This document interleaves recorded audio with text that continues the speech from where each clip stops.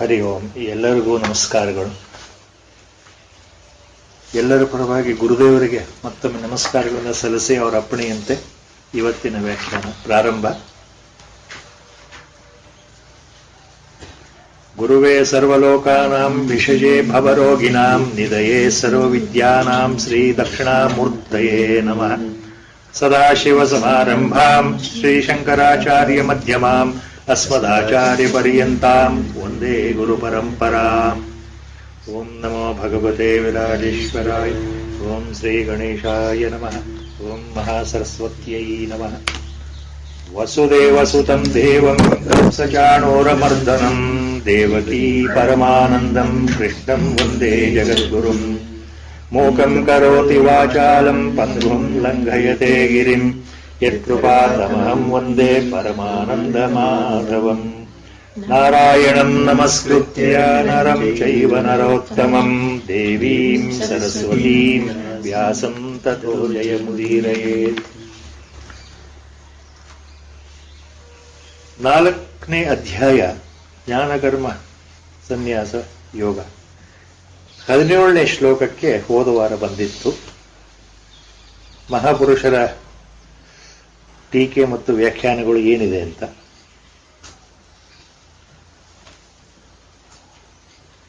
ಹದಿನೇಳನೇ ಶ್ಲೋಕ ಆದ ನಂತರ ಇನ್ನು ಮುಂದೆ 18, 19, 20, 21 ಹೆಚ್ಚು ಕಡಿಮೆ ಇನ್ನು ಮುಂದಿನ 3 ಶ್ಲೋಕಗಳು ಬಹಳ ಯಾಕೆ ಮುಖ್ಯ ಅಂತ ಹೋದ ಸಲ ಅದರ ಬಗ್ಗೆ ಒಂದು ಸಣ್ಣ ವಿಷಯ ಬಂದಿತ್ತು.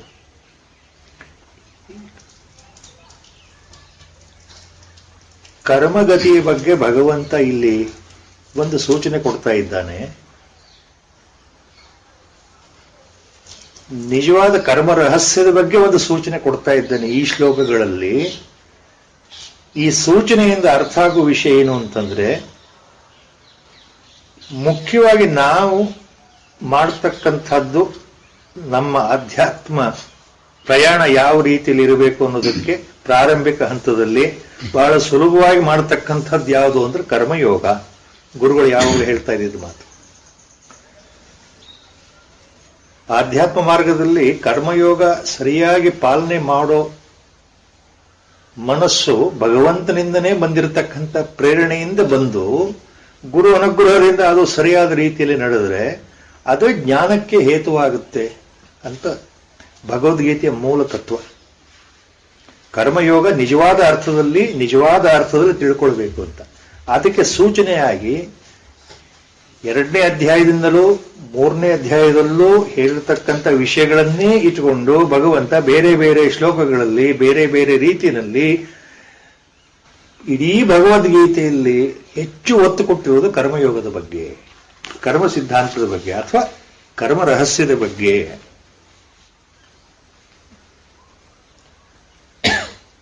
ಸೊ ಹೋದ 17ನೇ ಶ್ಲೋಕ ಕರ್ಮ ಮತ್ತು ಅಕರ್ಮ ಮತ್ತು ವಿಕರ್ಮ ಈ 3 ಶಬ್ದಗಳನ್ನು ಭಗವಂತ ಬಳಸಿದ್ದಾನೆ. ಹೋದ ಸಲ ಹೇಳಿದ ಹಾಗೆ ಈ 17ನೇ ಶ್ಲೋಕದಲ್ಲಿ ಕರ್ಮ, ಅಕರ್ಮ, ವಿಕರ್ಮ 3 ಶಬ್ದಗಳ ಪ್ರಯೋಗ ಇದೆ. ಆದ್ರೆ ಇಲ್ಲಿ ಗಮನಿಸಬೇಕಾಗಿರೋದು ಮುಂದೆ ಏನ್ ತಿಳ್ಕೊಳ್ಬೇಕು ಅಂದ್ರೆ, ಕರ್ಮ ಅಕರ್ಮದ ಬಗ್ಗೆ ಒತ್ತು ಜಾಸ್ತಿ. ಈ ವಿಕರ್ಮ ಶಬ್ದ ಮುಂದೆ ಮತ್ತೆ ಭಗವಂತ ಬಳಸಲಿಲ್ಲ. ಯಾಕೆ ಅಂದ್ರೆ ಅದು ಅಂತರ್ಗತವಾಗಿದೆ. ಕರ್ಮ ಮತ್ತು ಅಕರ್ಮದಲ್ಲೇ ಅಂತರ್ಗತವಾಗಿ ಬರುತ್ತೆ ಅನ್ನೋ ಭಾವ ನಾವು ತಿಳ್ಕೊಳ್ಬೇಕು ಸರಿಯಾಗಿ. ಇಲ್ಲಿ ಮಾತ್ರ ಒಂದೇ ಒಂದು ಶ್ಲೋಕದಲ್ಲಿ ವಿಕರ್ಮ. ಈ ವಿಕರ್ಮ ಶಬ್ದ ಮತ್ತೆ ಮುಂದೆ ಇಲ್ಲ. ಸೊ ದಿ 17th ಶ್ಲೋಕ, the importance is the 3 stress on the 3 words karma, akarma and vikarma. Why the importance? Because earlier in the 16th itself, earlier shloka, Lord has used a word, kavayaha api atra mohitaha. Even the learned people, the so-called jnanis or panditas, andre Vedic scholars are the viveka, people with reasoning power, people with understanding power. ಕವಯಃ ಕವಿಗಳು ಅಂದ್ರೆ ಬುದ್ಧಿವಂತರು, ವಿವೇಕಶಾಲಿಗಳು, ತಿಳಿದವರು, ತಿಳುವಳಿಕೆ ಇರತಕ್ಕಂಥವರು, ಶಾಸ್ತ್ರಕಾರರು, ಶಾಸ್ತ್ರವನ್ನ ಅರ್ಥಕೊಂಡಿರ್ತಕ್ಕಂಥವ್ರು ಎಲ್ಲ ಅರ್ಥ ಬರುತ್ತೆ. ಸಂದರ್ಭಾನುಸಾರ ಅರ್ಥ ತಗೊಳ್ಬೇಕು. ಕವಿ ಅಂದ್ರೆ ಜ್ಞಾನಿ ಅಂತನೂ ಅರ್ಥ ಆಗತ್ತೆ. ಸೊ ಇಲ್ಲಿ ಭಗವಂತ ಏನ್ ಹೇಳ್ತಾ ಇದ್ದಾನೆ ಹಿಂದಿನ ಶ್ಲೋಕದಲ್ಲಿ, ಕವಿಗಳಿಗೂ ಅಂದ್ರೆ ತಿಳಿದವರಿಗೂ, ತಿಳುವಳಿಕೆ ಉಳ್ಳವರಿಗೂ, ಬುದ್ಧಿವಂತರಿಗೂ ಸಹ ಇದು ಬಹಳ ಸಂದೇಹಕಾರಿಯಾದ ವಿಷಯ. ಸರಿಯಾಗಿ ಅರ್ಥ ಆಗೋದಿಲ್ಲಪ್ಪ ಅರ್ಜುನ. ಯಾವುದು ಅರ್ಥ ಆಗಲ್ಲ.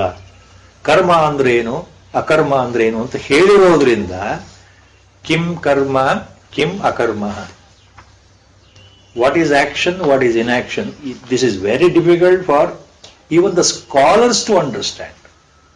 They get confused to understand the words correctly. To understand andre, to correctly grasp the inner meaning, tattvataha, philosophically, spiritually, to experience and understand. Until we go deeper, real understanding will not occur. What is karma and what is akarma? Because of the hint, Lord himself has given the hint. So he says now in the next 17th shloka, karmano hepi bodhavyam bodhavyam cha vikarmanah akarmanascha bodhavyam gahana karmano gatihi. So this is the wonderful statement by Lord himself.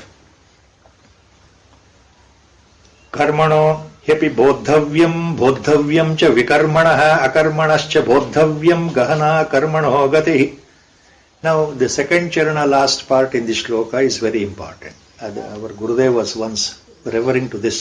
Gahana karmano gatihi. Lord says, Bhagavanta ಹೇಳ್ತಾ ಇದ್ದಾನೆ, Paramatma is given a precise, correct information for the mankind to understand. ಯಾವುದು? It is so deep. Gahana. It is so deep, andre it is, you can't reach the bottom. It's almost, you can say, bottomless.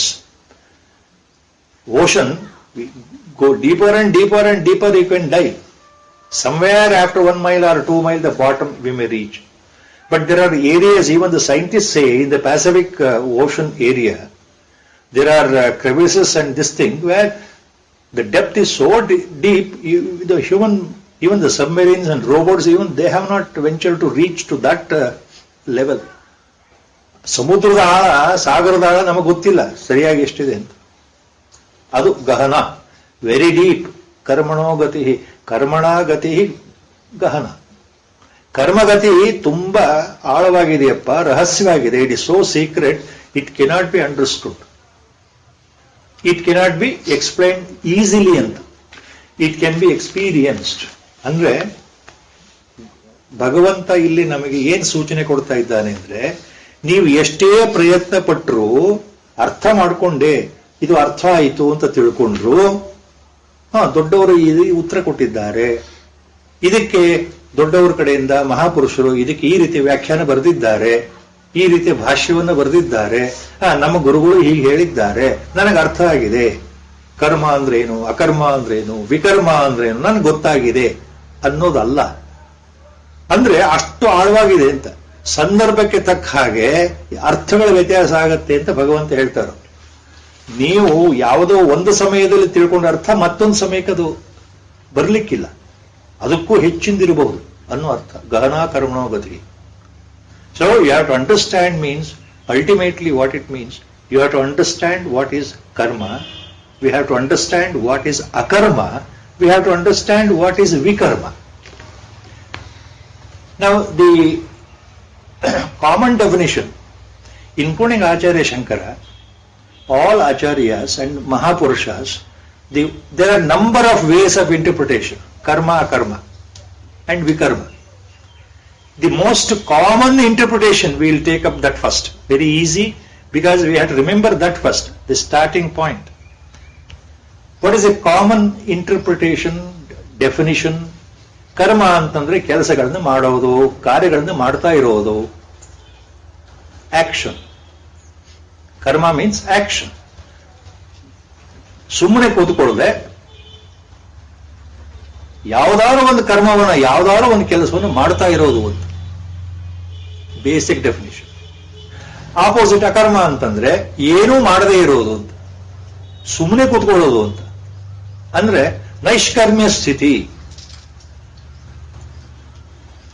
ಆಚಾರ್ಯ ಶಂಕರ್ ಹೇಳ್ತಾರೆ ಕರ್ಮದ ಅಭಾವವೇ ಅಕರ್ಮ. ಮಧ್ವಾಚಾರ್ಯರು ಹೇಳ್ತಾರೆ ಅದನ್ನೇ ಯಾವ ರೀತಿ, ಕರ್ಮಾಕರಣಂ ಇತಿ ಅಕರ್ಮ. ಎಲ್ಲಿ ಕರ್ಮ ಇಲ್ಲವೋ ಆ ಸ್ಥಿತಿಗೆ ಅಕರ್ಮ.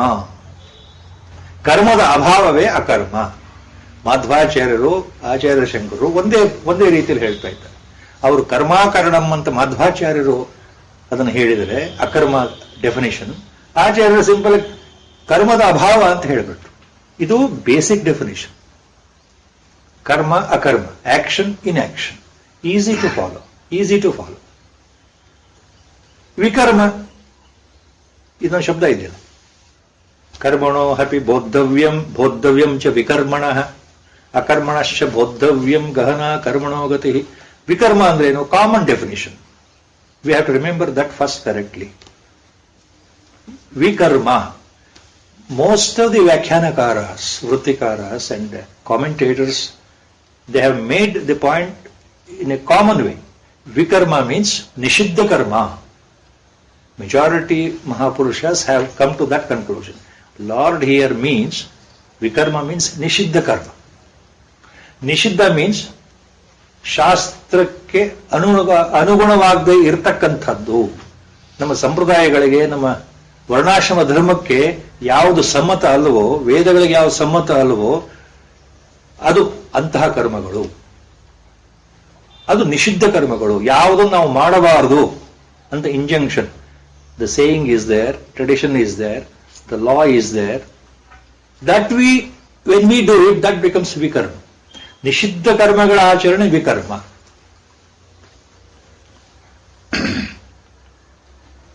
So according to the basic definition, ಶಾಸ್ತ್ರ ಹೇಳಿರ್ತಕ್ಕಂತಹ, ವೇದಗಳಲ್ಲಿ ಹೇಳಿರ್ತಕ್ಕಂತಹ ವಿಹಿತವಾದ ಕರ್ಮಗಳನ್ನ ಆಚರಣೆ ನಾವು ಮಾಡ್ತೇವಲ್ಲ, ಕೆಲಸಗಳನ್ನ, ಅದು ಕರ್ಮ ಅನ್ಸ್ಕೊಳ್ಳುತ್ತೆ.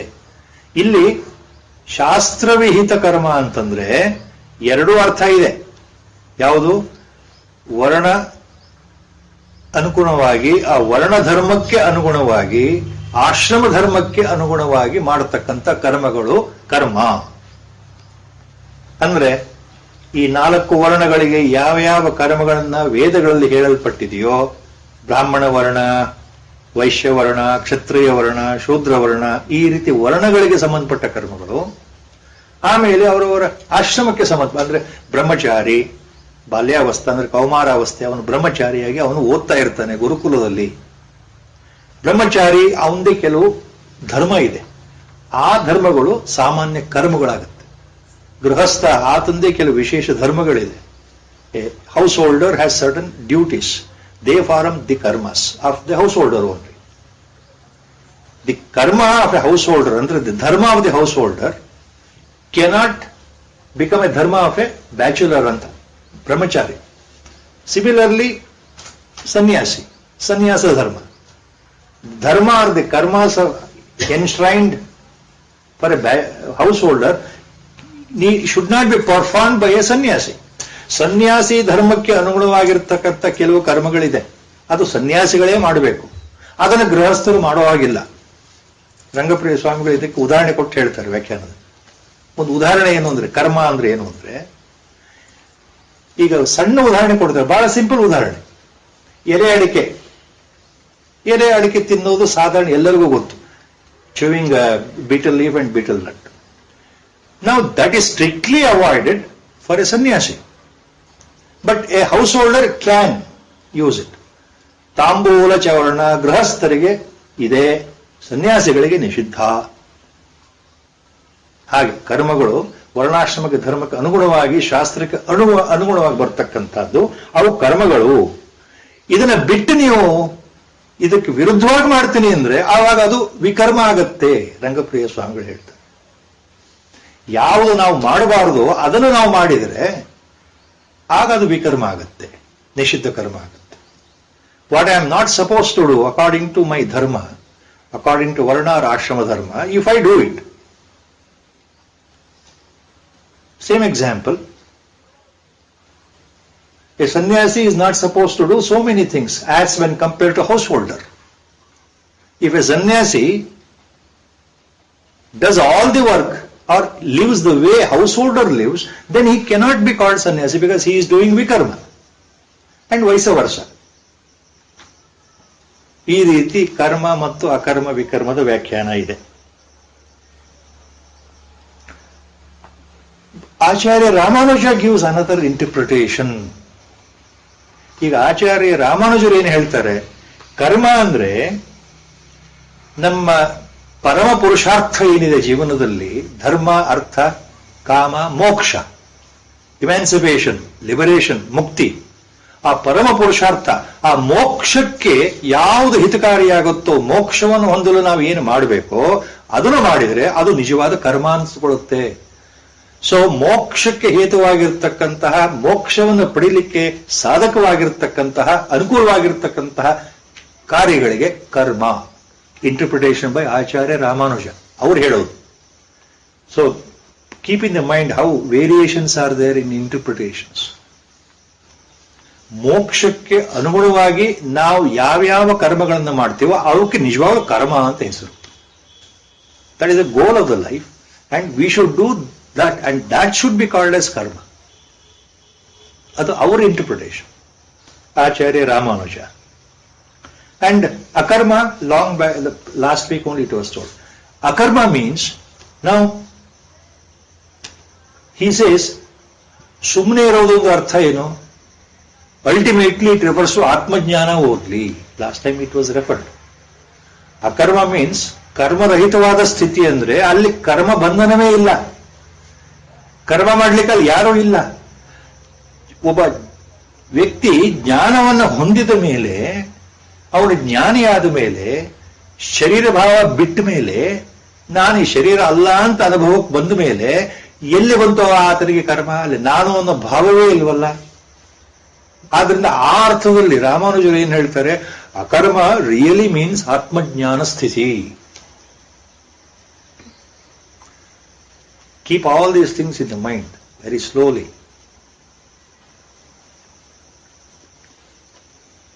Same Acharya Ramanuja for Vikarma, earlier we said Nishiddha Karma, but Acharya Ramanuja says Vikarma means it refers to your regular, normal, traditional, religious, Nitya Naimittika Karmagalu, traditional religious activities, daily what we perform, like our daily puja, daily uttering the mantras, offering naivedya to the god, offering incense stick or dhupa or mangalarti, reciting particular mantras, offering the garland and other items, and also doing sandhya vandana. So ivella regular we are supposed to do every day in our life. It varies from person to person, ಅದು ಬೇರೆ ವಿಷಯ. But ಕೆಲವು ನಿತ್ಯ ನೈಮಿತ್ತಿಕ ಕರ್ಮಗಳು ಯಾವುದು? ದೇವತಾ ಅರ್ಚನಾ, ಉಪಾಸನಾ ವಿಧಿಗಳು, ಭಕ್ತಿಯಿಂದ ಮಾಡತಕ್ಕಂಥದ್ದು, ಇವು ನಿತ್ಯ ನೈಮಿತ್ತಿಕ ಕರ್ಮಗಳು. ಇದು ವಿಕರ್ಮಕ್ಕೆ ಬರುತ್ತೆ. ವಿಕರ್ಮ ಅಂದ್ರೆ ಆಚಾರ್ಯ ರಾಮಾನುಜರು ಅದು ಹೇಳ್ತಾರೆ, ವಿಶೇಷವಾದ ಕರ್ಮ. ಯಾವುದು ವಿಶೇಷವಾದ ಕರ್ಮ? ನಿತ್ಯ ನೈಮಿತ್ತಿಕ ನೀವು ಪೂಜೆ ಮಾಡ್ತೀವಲ್ಲ, what we daily do worship. There are several methods of worshipping daily. There are number of injunctions how we do it. ಮಂತ್ರಗಳು ಯಾವ ರೀತಿ ಹೇಳಬೇಕು, ಯಾವ ಮಂತ್ರಗಳನ್ನು ಹೇಳಬೇಕು, ಪೂಜೆ ಹೇಗೆ ಮಾಡಬೇಕು, ದೀಪ ಹೇಗೆ ಬೆಳಗಬೇಕು, ನೈವೇದ್ಯ ತೋರಿಸ್ಬೇಕು, ದೇವರಿಗೆ ಪುಷ್ಪಹಾರವನ್ನು ಅಲಂಕಾರವನ್ನು ಮಾಡಬೇಕು, ಕುಂಕುಮ, ಅರಿಶಿನ, ಇವೆಲ್ಲ ನಮ್ಮ ನಿತ್ಯ ನೈಮಿತ್ತಿಕ ಪೂಜೆಯಲ್ಲಿ ಬರ್ತಕ್ಕಂಥ ವಿಧಾನಗಳು. ಇದು ವಿಶೇಷವಾದ ಕರ್ಮ. ಆದ್ರಿಂದ ಇದಕ್ಕೆ ಅವರು ವಿಕರ್ಮ ಅಂತ ಕರೀತಾರೆ.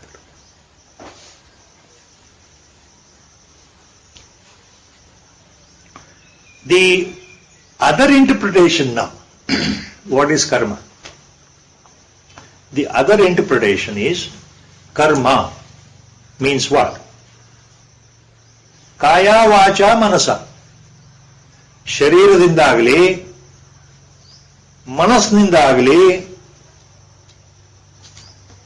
ಬುದ್ಧಿಯಿಂದ, ಮನಸ್ಸು ಅಂದ್ರೆ ಬುದ್ಧಿಯಿಂದ, ವಿವೇಚನಾ ಶಕ್ತಿಯಿಂದ, ಅಥವಾ ಮಾತಿನಿಂದ ಕಮ್ಯುನಿಕೇಶನ್, ಈ ವಾಕ್ ಮಾತಿನಿಂದ ಆಗಲಿ, ಕಾಯ ವಾಚ ಮನಸ, ಬುದ್ಧಿ ಅಥವಾ ಮನಸ್ಸಿನಿಂದ ಅಥವಾ ಈ ಶರೀರದಿಂದ, ಈ ಕೈಕಾಲುಗಳಿಂದ ಅಥವಾ ಮಾತಿನಿಂದ, ಮಾತಿನ ಮೂಲಕ, either by way of speech or communication or by the body as a physical unit with the help of the body itself or by the reasoning power, whatever action or the work is done, ಯಾವ ಕೆಲಸಗಳನ್ನು ನಾವು ಈ ಮೂರು ಮೂಲಕ ಮಾಡ್ತೀವಲ್ಲ, ಕಾಯ ವಾಚ ಮನಸ ಮಾಡತಕ್ಕಂಥ ಎಲ್ಲವೂ ಕರ್ಮಗಳೇ. All they constitute karmas or action. Another interpretation, ಬುದ್ಧಿಯಿಂದ ಅಥವಾ ಮನಸ್ಸಿನಿಂದ, ಈ ಶರೀರದಿಂದ ಮತ್ತು ಮಾತಿನ ಮೂಲಕ. ಮಾತು ಅಂದ್ರೆ ಇಲ್ಲಿ ಸ್ಪೀಚ್, ಧ್ವನಿ. ನಾವು ಏನೇನು ಮಾಡ್ತೀವಲ್ಲ ಅವೆಲ್ಲವೂ ಕರ್ಮಗಳು. All such things constitute karma. Then what about akarma and vikarma? So ಕಾಯ ವಾಚ ಮನಸ್ಸ ನಾವು ಮಾಡತಕ್ಕಂಥದ್ದು ಎಲ್ಲವೂ ಕರ್ಮಗಳೇ ಅಂತ ಆದರೆ ಅಕರ್ಮ ಇಲ್ಲಿ ಎಲ್ಲಿ ಬಂತು? ದಟ್ ಮೀನ್ಸ್ ನಾವು ಯಾವ ಕರ್ಮವನ್ನ ಬುದ್ಧಿಯಿಂದ ಅಥವಾ ಮನಸ್ಸಿನಿಂದ ಆಗಲಿ ಅಥವಾ ನಮ್ಮ ಮಾತಿನ ಮೂಲಕ ಆಗಲಿ ಅಥವಾ ಕೃತಿ ಮೂಲಕ ಆಗಲಿ ಅಂದ್ರೆ ದೇಹದ ಮೂಲಕ ಆಗಲಿ ಮಾಡ್ತೀವಲ್ಲ, ಅಲ್ಲಿ ಯಾವ ಭಾವನೆ ಇಟ್ಕೊಂಡು ಮಾಡ್ತಾ ಇದ್ದೀವಿ ಅದರ ಮೇಲೆ, ನಮ್ಮ ಭಾವನೆಯ ಮೇಲೆ, the way with what intention the karma is being done. So that intention classifies the karma into akarma or vikarma. With what intention you are doing an action, ಯಾವ ಭಾವನೆಯಿಂದ, ಯಾವ ರೀತಿ ಯೋಚನೆಯಿಂದ ಒಂದು ಕರ್ಮವನ್ನು ನಾವು ಮಾಡ್ತಾ ಇದ್ದೇವೆ ಅನ್ನೋದ್ರ ಮೇಲೆ ಅದು ಅಕರ್ಮವೋ ವಿಕರ್ಮವೋ ಅಂತ ಗೊತ್ತಾಗುತ್ತೆ.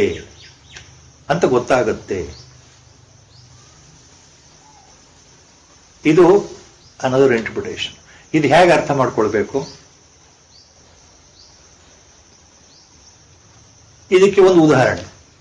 So there is an example to understand this. ಯಾವುದು?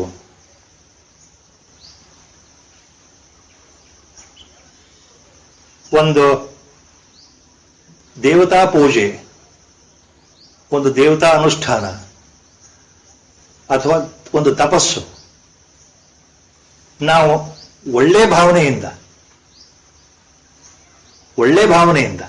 ಅಂದ್ರೆ ನಮಗೆ ಒಳ್ಳೇದಾಗ್ಲಿ, ನಮಗೆ ಅಭ್ಯುದಯ ಬರಲಿ, so with good intention for your personal benefit, it may be any benefit, ನಮಗೆ ಒಳ್ಳೇದಾಗಲಿ ಅಭ್ಯುದಯ ಆಗಲಿ ಅನ್ನೋ ಒಂದು ಒಳ್ಳೆ ಭಾವನೆಯಿಂದ ನಾನು ಒಂದು ಪೂಜೆಯನ್ನ, ಒಂದು ತಪಸ್ಸು ಅಥವಾ ಧ್ಯಾನ ಅಥವಾ ಜಪ ಇದನ್ನು ಮಾಡ್ತಾ ಇದ್ರೆ ಅವಾಗೇನಾಗುತ್ತೆ? ನನ್ನ ಭಾವನೆ ಒಳ್ಳೇದಾಗಿದೆ, ಮೈ ಇಂಟೆನ್ಷನ್ಸ್ ಆರ್ ಪ್ಯೂರ್.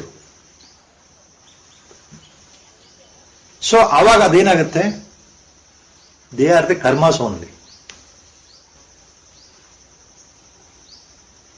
ಅದೇ ಪೂಜೆ ಅಥವಾ ದೇವತಾ ಪೂಜೆ ಅಥವಾ ಧ್ಯಾನ ಅಥವಾ ತಪಸ್ಸು ಅಥವಾ ವ್ರತವನ್ನ ಯಾವ ಅಪೇಕ್ಷೆ ಇಲ್ಲದೆ, ಯಾವುದೇ ಆಸೆ ಇಲ್ಲದೆ, ನನಗೆ ಒಳ್ಳೇದಾಗಲಿ ಅನ್ನೋ ಆಸೆಯನ್ನು ಬಿಟ್ಟು, ನನಗೆ ಮುಂದೆ ಸ್ವರ್ಗವೇ ಸಿಗಲಿ ಅನ್ನೋ ಆಸೆಯನ್ನೂ ಬಿಟ್ಟು, ಅಂದ್ರೆ ಯಾವುದೇ ರೀತಿ ಆಸೆ ಇಲ್ಲದೆ, ಯಾವುದೇ ರೀತಿ ಮುಂದೆ ಬರ್ತಕ್ಕಂಥ ಫಲದ ಇಚ್ಛೆ ಇಲ್ಲದೆ ಆ ಕರ್ಮಗಳನ್ನು ನಾನು ಮಾಡಿದ್ರೆ ಅವಾಗೇನಾಗುತ್ತದು? ಕರ್ಮ ನಾನು ಮಾಡಿದ್ರು ಅದು ಅಕರ್ಮ. ಅಂದ್ರೆ when you do that without any desire, without any specific intention, by doing this something good will happen to me. ಆರೋಗ್ಯದ ದೃಷ್ಟಿಯಿಂದ ಒಂದು ಈ ವ್ರತವನ್ನು ಮಾಡ್ತಾ ಇದ್ದೇನಪ್ಪ, ಆರೋಗ್ಯದ ದೃಷ್ಟಿಯಿಂದ ಈ ಹೋಮವನ್ನು ನಾನು ಮಾಡ್ತಾ ಇದ್ದೇನೆ. ಈ ಹೋಮವನ್ನು ಮಾಡಿದರೆ, ಉದಾಹರಣೆ ಉಡುಪರಿದ್ರೆ ಹೇಳ್ತಾ ಇದ್ರು, ಧನ್ವಂತರಿ ಹೋಮ ಆರೋಗ್ಯಕ್ಕೆ ಸಂಬಂಧಪಟ್ಟಿದ್ದು. ನಮಗೆ ಮಹಾ ಕಾಳಸರ್ಪ ಯೋಗ, ಮಹಾ ಶನಿ ದೋಷ ಅಥವಾ ಮಹಾ ಕ್ರೂರವಾಗಿರ್ತಕ್ಕಂಥ ಕುಜದೋಷ ಅಂತ ಏನು ನಮ್ಮ ಅಸ್ಟ್ರಾಲಜಿ ಹೇಳ್ತಾರಲ್ಲ, ಆವಾಗ ಮಹಾಮೃತ್ಯುಂಜಯ ಹೋಮ ಮಾಡಿ ಅಂತಾರೆ. ಹಾಗೆ ಸೊ ನಮ್ಮ ಆರೋಗ್ಯ ದೃಷ್ಟಿಯಿಂದ, ಆಯುಷ್ಯ ವೃದ್ಧಿ ದೃಷ್ಟಿಯಿಂದ, ಅಪಮೃತ್ಯು ಗಂಡವನ್ನ ಕಳೆಯೋ ದೃಷ್ಟಿಯಿಂದ ಒಂದು ಇಂಟೆನ್ಷನ್ ಇದೆ. ಆವಾಗ ಅದು ಆ ಕರ್ಮ ಏನಾಗುತ್ತೆ? ಅದು ಕರ್ಮವೇ. ನೀವು ಆ ಥರ ಯಾವ ಆಸೆ ಇಲ್ಲದೆ ಮಾಡಿಬಿಟ್ರೆ, ನನಗೆ ಒಳ್ಳೇದಾಗ್ಲಿ, ಸ್ವರ್ಗ ಸಿಗಲಿ, ನನಗೆ ಆಯುಷ್ಯ ವೃದ್ಧಿ ಆಗಲಿ ಅನ್ನೋ ಆಸೆ ಇಲ್ಲದೆ ಶ್ರದ್ಧೆಯಿಂದ ಅದೇ ಹೋಮವನ್ನು ಮಾಡಿದರೆ, ಅದೇ ಪೂಜೆಯನ್ನ ಮಾಡಿದರೆ ಅವಾಗ ಏನಾಗುತ್ತೆ? When we do without the intention, without thinking of the reward, without thinking of the expected reward. So ಇಲ್ಲಿ ಭಾವನೆ, ಯಾವ ಫಲಾಪೇಕ್ಷೆ ಇಲ್ಲದೆ, ಯಾವ ಆಸೆ ಇಲ್ಲದೆ ಅದೇ ಪೂಜೆಯನ್ನ, ಅದೇ ಹೋಮವನ್ನ ಸರ್ವಾತ್ಮ ಭಾವದಿಂದ, ಈಶ್ವರ ಅರ್ಪಣ ಬುದ್ಧಿ, ಎಲ್ಲವೂ ನಿನ್ನದೇ ಪರಮಾತ್ಮ, ನಿನ್ನ ಪ್ರೀತಿಗೋಸ್ಕರ ಮಾಡ್ತಾ ಇದ್ದೇನೆ ಅನ್ನೋ ಭಾವದಿಂದ ನಾನು ಮಾಡಿದ್ರೆ ಆವಾಗ ದಟ್ ಕರ್ಮ ಬಿಕಮ್ಸ್ ಅಕರ್ಮ. ಅದೇ ರೀತಿ ಒಂದು ಪೂಜೆಯನ್ನ, ಒಂದು ಹೋಮವನ್ನ, ಒಂದು ಹವನವನ್ನ ಅಥವಾ ಒಂದು ವ್ರತವನ್ನ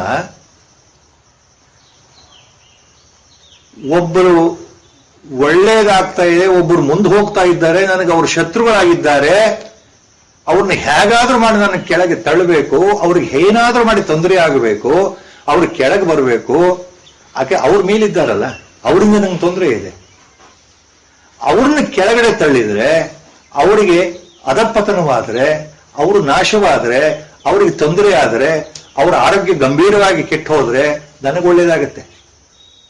so with a ulterior bad intention to see that somebody is harmed.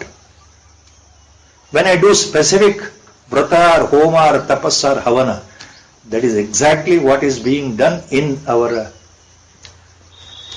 ಅಭಿಚಾರಿಕಾ ಪ್ರಯೋಗಾಸ್. ವಾಮಾಚಾರದ ಕ್ರಿಯೆಗಳಲ್ಲಿ ಮುಖ್ಯವಾದ್ದೇ ಇದು.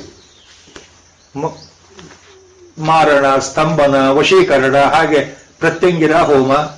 ಪ್ರತ್ಯಂಗಿರ ಹೋಮವನ್ನು ಯಾಕೆ ಮಾಡಿಸ್ತಾರೆ ರಾಜಕಾರಣಿಗಳು? Usually these things are common in our political field. See, the politicians take up such homa and havana. What for? To see that his political opponent is debilitated. ತನ್ನ ರಾಜಕೀಯ ಶತ್ರು ವಿರೋಧಿಯನ್ನು ಮುಗಿಸ್ಲಿಕ್ಕೆ ಹೋಮವನ್ನು ಮಾಡ್ತಾರೆ, ಗುಪ್ತವಾಗಿ, ಯಾರಿಗೂ ಗೊತ್ತಿರಲ್ಲ.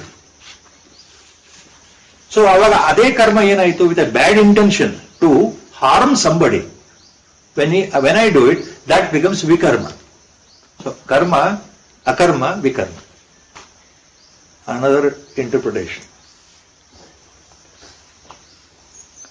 Now next interpretation for karma. Another interpretation. ಕರ್ಮ ಅಂದ್ರೆ ಏನು? ಈ ಲೋಕದಲ್ಲಿ ನಾವು ಬದುಕಿರೋ ತನಕ, ಈ ಇಹಲೋಕದಲ್ಲಿ, ಈ ಮನುಷ್ಯ ಲೋಕದಲ್ಲಾಗ್ಲಿ, ಅಥವಾ ಮರಣ ಬಂದ ನಂತರ, ಸಾವಿನ ನಂತರ ಮುಂದೆ ಸಿಗ್ತಕ್ಕಂಥ ಪರಲೋಕ, ಬೇರೆ ಲೋಕಕ್ಕೆ ಹೋಗ್ತೀವಲ್ಲ, ಪರಲೋಕ ಆಗ್ಲಿ, ಅಂದ್ರೆ ಈ ಲೋಕ ಆಗ್ಲಿ ಅಥವಾ ಇನ್ನೊಂದು ಲೋಕ ಆಗ್ಲಿ, whether in this life as long as I am alive or the next life after the death. So to whichever dimension I enter.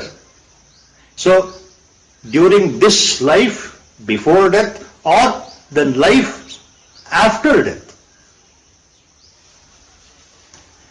let it be good for me. Good things happen to me. ಈ ಜನ್ಮದಲ್ಲಾಗಲಿ ಅಥವಾ ಪರಲೋಕದಲ್ಲಾಗಲಿ ನನಗೆ ಒಳ್ಳೇದಾಗಬೇಕು, ನನಗೆ ಅಭಿವೃದ್ಧಿ ಆಗಬೇಕು, ಸುಖ ಸಿಗಬೇಕು. I should always B under that sense of bliss and Joy.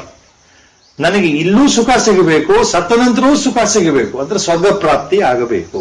I should go to heaven only. ಈ ರೀತಿ ಇಹಲೋಕ ಮತ್ತು ಪರಲೋಕ ಎರಡರಲ್ಲೂ ನನಗೆ ಸುಖ ಪ್ರಾಪ್ತಿ ಆಗಬೇಕು ಅಂತ ಇಚ್ಛೆಯಿಂದ ನಾವು ಏನೇನು ಕೆಲಸಗಳನ್ನ ಮಾಡ್ತೇವೆ, ದುಃಖ ನಿವೃತ್ತಿ ಆಗಬೇಕು, ಸುಖ ಪ್ರಾಪ್ತಿ ಆಗಬೇಕು, ಈ ಭಾವನೆಯಿಂದ ಏನ್ ಮಾಡ್ತೀವಲ್ಲ ಅದೆಲ್ಲ ಕರ್ಮಗಳೇ. ಅಂದ್ರೆ ಇವೆಲ್ಲ ವಿಹಿತವಾದ ಕರ್ಮಗಳು ಅಂತಾನೆ ಅರ್ಥ. ನಮಗೆ ಒಳ್ಳೇದಾಗಬೇಕು, ನಮಗೆ ಸುಖ ಸಿಗಬೇಕು, ಈ ಜನ್ಮದಲ್ಲಿ ಈ ಲೋಕದಲ್ಲೂ ಅಷ್ಟೇ, ಮುಂದೆ ಮರಣಾನಂತರ ಬರ್ತಕ್ಕಂಥ ಮುಂದಿನ ಲೋಕದಲ್ಲೂ ಅಷ್ಟೇ ದುಃಖ ನಿವೃತ್ತಿ ಆಗಬೇಕು. ನಮಗೆ ದುಃಖ ಬೇಡ. We don't want sorrow, we don't want pain, we want only pleasure and happiness as long as we are alive. Nothing wrong with the good intention. So ಆ ರೀತಿ ಸುಖ ಪ್ರಾಪ್ತಿಗೋಸ್ಕರ ಏನೇನು ಕರ್ಮಗಳನ್ನು ಮಾಡ್ತೀವೋ ಅದಕ್ಕೆಲ್ಲ ಕರ್ಮ ಅಂತಾನೆ ಹೆಸರು. ಈ ಕ್ರಿಯೆಗಳಿಗೆ ಕರ್ಮ.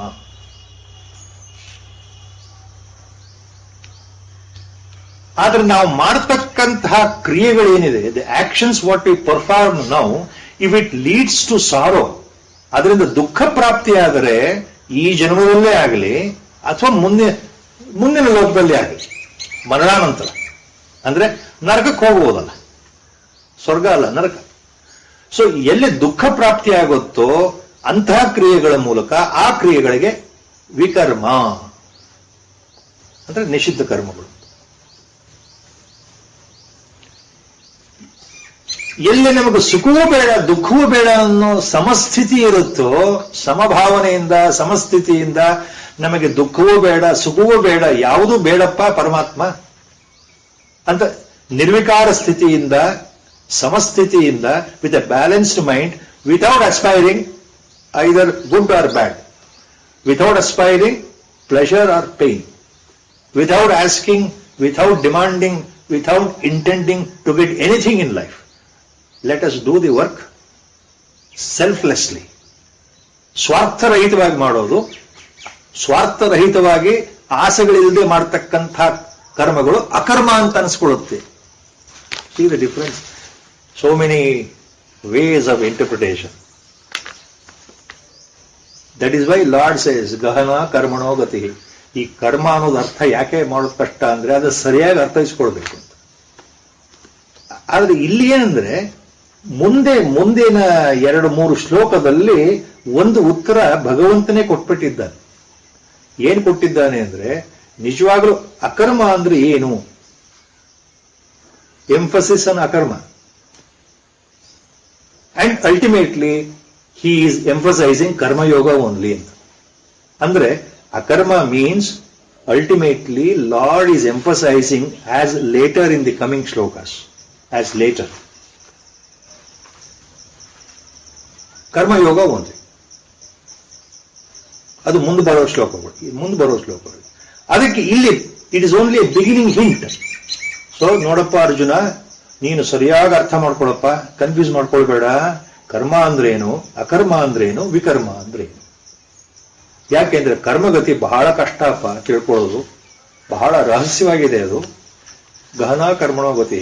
ಇಲ್ಲಿ as our Gurudev once referred this shloka, ನಾವು he hinted one more point. It's a very vast subject. The whole subject cannot be taken now, it becomes slightly out of context, but he referred that hint. Will just touch up on that. ಗುರುದೇವರೇನ್ ಮತ್ತೊಂದು ಹೇಳಿದ್ರು, ಗಹನ ಕರ್ಮಣೋಗತಿ ಅರ್ಜುನ ಅಂತ ಭಗವಂತ ಹೇಳ್ತಾ ಇದ್ದಾನಲ್ಲ. ಕರ್ಮ ರಹಸ್ಯ, ಕರ್ಮಗತಿ, ಇದನ್ನ ಅರ್ಥ ಮಾಡ್ಕೊಳ್ಳೋದು ತುಂಬಾ ಕಷ್ಟ ಇದೆಪ್ಪ. It is so deep, infinite, vast, limitless, boundless.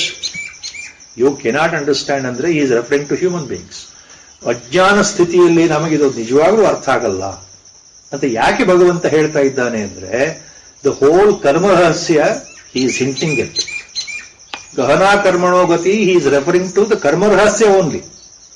Which karma rahasya? The karma rahasya which is the foundation, bedrock for our ಪುನರ್ಜನ್ಮ ಸಿದ್ಧಾಂತ. ಯಾವುದು ಪುನರ್ಜನ್ಮಕ್ಕೆ ಕಾರಣವಾಗುತ್ತಲ್ಲ ಆ ಕರ್ಮ ಸಿದ್ಧಾಂತವನ್ನೇ ಭಗವಂತ ಹೇಳ್ತಾ ಇದ್ದಾನೆ ಸೂಚ್ಯವಾಗಿ, ಇಂಡೈರೆಕ್ಟ್ಲಿ. ನಾವು ಈ ಜನ್ಮದಲ್ಲಿ ಮಾಡತಕ್ಕಂತಹ ನಮ್ಮ ಕರ್ಮಗಳು ಏನಿದೆಯೋ, the way we behave, the way we do the actions in this birth, now they are responsible to decide where we are born again next birth. In whatever way we are born, what we have to do, that will be decided by our actions in this birth. ಈ ಜನ್ಮದಲ್ಲಿ ಈಗ ನಾನು ಹುಟ್ಟಿದ್ದೇನೆ. Simple ಆಗಿ ಹೇಳಬೇಕು ಅಂದ್ರೆ, ಈಗ ನಾನು ಜನ್ಮದಲ್ಲಿ ಬಂದ ಮೇಲೆ ನನಗೊಂದು ಆಯುಷ್ಯ ಇದೆ, ನನಗೆ ಗೊತ್ತಿಲ್ಲ. ಸಾಯೋವರೆಗೂ, ಮರಣ ಬರುವವರೆಗೂ ನಮ್ಮ ದೇಹ ಬದುಕಿರುತ್ತೆ, ಶರೀರದಿಂದ ಎಲ್ಲ ಕರ್ಮಗಳನ್ನು ಮಾಡ್ತೇವೆ. ಈ ಜನ್ಮದಲ್ಲಿ ಹೊಸದಾಗಿ ನಾನು ಯಾವ್ಯಾವ ಕರ್ಮಗಳನ್ನು ಮಾಡ್ತೀನಲ್ಲ, all the actions what I do in this birth now with consciousness, all these actions constitute one term, ಕ್ರಿಯಮಾಣ ಕರ್ಮಗಳು. ಈ ಜನ್ಮದಲ್ಲಿ ನಾನು ಮಾಡೋದು ಕ್ರಿಯಮಾಣ ಕರ್ಮಗಳು. These kriyamana karmas decide the influence our next birth. ಮುಂದೆ ಯಾವ ಜನ್ಮ ನನಗೆ ಬರಬೇಕು, ಯಾವ ಯೋನಿಯಲ್ಲಿ ಹುಟ್ಟಬೇಕು, ಯಾವ ಕುಟುಂಬದಲ್ಲಿ ಹುಟ್ಟಬೇಕು, ನಾನು ಪ್ರಾಣಿಯಾಗಿ ಹುಟ್ಟಬೇಕಾ ಮತ್ತೆ ಇಲ್ಲ ಮನುಷ್ಯನಾಗೆ ಹುಟ್ಟಬೇಕಾ? ಸೊ ನನ್ನ ಮುಂದಿನ ಜನ್ಮ ನಿರ್ಧಾರ ಆಗೋದು ಈ ಕರ್ಮಗಳ ಗತಿಯಿಂದ. ಇದು ಬೇಸಿಕ್ ಡೆಫಿನಿಷನ್. ಹಾಗೆ ನಾವು ಎಷ್ಟೋ ಜನ್ಮಗಳು ಹಿಂದೆ ಇದೆಯಲ್ಲ, ಸಾವಿರಾರು ಜನ್ಮಗಳು ಇದೆ. ಆ ಜನ್ಮಗಳು ಮಾಡಿದ ಕರ್ಮಗಳೆಲ್ಲ ಇದೆ. ಅದು ಒಂದೇ ಜನ್ಮದಲ್ಲಿ ಮುಗಿಯಿಲ್ಲ ತೀರಿಸೋದಕ್ಕಾದ್ರೆ ಫಲ. So we are carrying a huge bundle, a stack pile of the entire ಕರ್ಮರಾಶಿ we have done in hundreds and thousands of previous births. ಅದರೊಳಗೆ ಏನೇನು ನಾವು ಅಕ್ಯುಮುಲೇಟ್ ಮಾಡಿದೀವಲ್ಲ, that is called sanchita karma. ಅದರೊಳಗೆ ಈ ಜನ್ಮ ನಾ ಏನು ಹುಟ್ಟಿದ್ದೀನಿ, ಈ ಜನ್ಮಕ್ಕೆ ಕಾರಣ ಆಗಿರೋದು ಕೆಲವು ಮಾತ್ರ. Out of the entire stored baggage of karmas, what I did my previous innumerable, infinite number of births. A few are rewarded in this birth. I don't know which they are. ತಿಳ್ಕೊಳ್ಬೇಕಾಗಿರೋದು ಇದು ಬಹಳ ಮುಖ್ಯ. ಈ ನನ್ನ ಜನ್ಮಕ್ಕೆ ಏನು ಕಾರಣ ಆಗಿದೆಯಲ್ಲ, ಯಾವ್ಯಾವ ಕರ್ಮಗಳ ಕಾರಣ ಆಗಿದೆ ನನಗೆ ಗೊತ್ತಿಲ್ಲ. ಅದು ಗೊತ್ತಾಗಲಿಕ್ಕೆ ಸಾಧ್ಯವೂ ಇಲ್ಲ. ಈ ಜನ್ಮದಲ್ಲಿ ಇಂತಹ ಕುಟುಂಬದಲ್ಲಿ ಹೀಗೆ ಹುಟ್ಟಿದ್ದೇನೆ, ಹುಟ್ಟಿದಾಗಿಂದ ನಾನು ಸಾಯೋವರೆಗೂ ಏನೇನು ನೋಡ್ತಾ ಇದ್ದೇನೆ, ಏನೇನು ಅನುಭವಿಸ್ತಾ ಇದ್ದೇನೆ, ನೋವು, ನಲಿವು, ಸಂಕಟ, ದುಃಖ, ಸುಖ, ಬಡತನ, ಸಿರಿತನ, ಒಳ್ಳೆಯ ವಿದ್ಯಾಭ್ಯಾಸ ಅಥವಾ ವಿದ್ಯಾಭ್ಯಾಸ ಇಲ್ಲದೆ ಇರತಕ್ಕಂಥ ಸ್ಥಿತಿ, ಇವೆಲ್ಲವೂ ಏನಿದೆಯಲ್ಲ, ಇದಕ್ಕೆ ಎಲ್ಲೆಲ್ಲ ಯಾವ್ದಾವುದೋ ಜನ್ಮದ ಕರ್ಮಗಳೇ ಕಾರಣ. ಅದರ ಫಲ ಈಗ ನಾನು ಅನುಭವಿಸಬೇಕು. I have to bear with that. But I don't know which are those previous births, what I did in those previous births which have resulted in this birth, so that I am facing now, I am either suffering or I am enjoying. Both the pairs of the opposites. ಯಾವುದು regular constant ಇಲ್ಲ, ಯಾವುದು ಶಾಶ್ವತ ಅಲ್ಲ. ನನಗೆ ಸುಖದ ಗಳಿಗೇನೂ ಇದೆ, ದುಃಖದ ಗಳಿಗೇನೂ ಇದೆ. ನಾನು ಶಾಶ್ವತವಾಗಿ ಸುಖಿನೂ ಅಲ್ಲ, ಶಾಶ್ವತವಾಗಿ ದುಃಖಿನೂ ಅಲ್ಲ. ನಾನು ಎಲ್ಲವನ್ನೂ ಅನುಭವಿಸ್ತಾ ಇದ್ದೇನೆ. ಕೆಲವರಿಗೆ ಹೆಚ್ಚು ದುಃಖನೇ ಅನುಭವಿಸುವಂತ ಸ್ಥಿತಿ ಇರುತ್ತೆ, ಕೆಲವರಿಗೆ ಹೆಚ್ಚು ಸುಖವನ್ನೇ ಅನುಭವಿಸುವ ಸ್ಥಿತಿ ಇರುತ್ತೆ. ಯಾಕೆಂದ್ರೆ ಅವರು ಹಿಂದಿನ ಜನ್ಮಗಳ ಕರ್ಮದ ವಿಶೇಷ, ದಿ ಕರ್ಮಶೇಷ, the reward what they have done. If they have done lot of good deeds, they enjoy more. ಭೋಗ ಭಾಗ್ಯಗಳು ಈ ಜನ್ಮದಲ್ಲಿ ಭಗವಂತನ ಕೃಪೆಯಿಂದ ಸಿಗುತ್ತೆ ಅಂದ್ರೆ ಅರ್ಥನೇ ಅದು.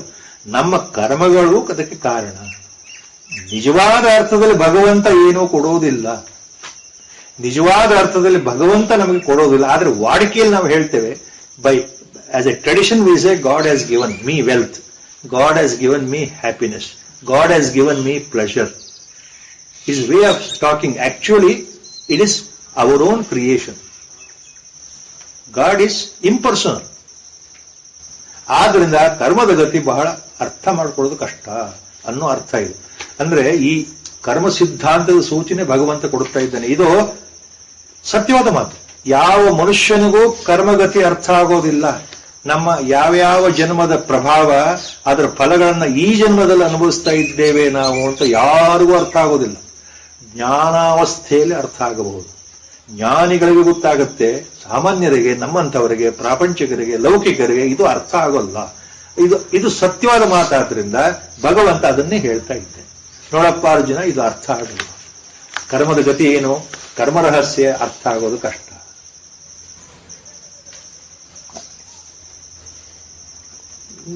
Now, the next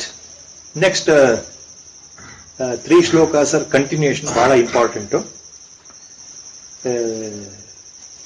ಕರ್ಮಣ್ಯ ಕರ್ಮಯ ಪಶ್ಯೇನ ಕರ್ಮಣಿ ಚ ಕರ್ಮಯ ಸ ಬುದ್ಧಿಮಾನ್ ಮನುಷ್ಯೇಸು ಸಯುಕ್ತ ಕೃತ್ಸ ಕರ್ಮಕೃತ್.